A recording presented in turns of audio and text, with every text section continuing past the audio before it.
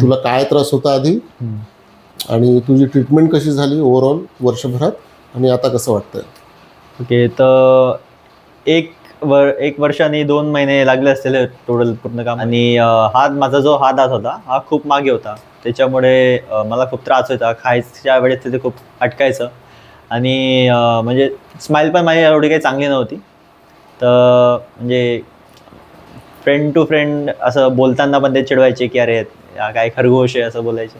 तर तेव्हा मी सरांकडे आलो. तर त्याच्यानंतर त्यांनी कन्सल्ट केलं की आपल्याला कसं करायला पाहिजे, काय करायला पाहिजे.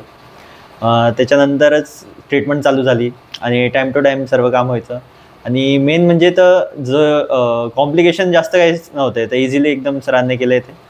आणि आता तर बरं वाटतं, आता फोटोज चांगले येतील, व्हिडिओ चांगले येतील. बस फरक तर खूप जास्तच पडला आहे.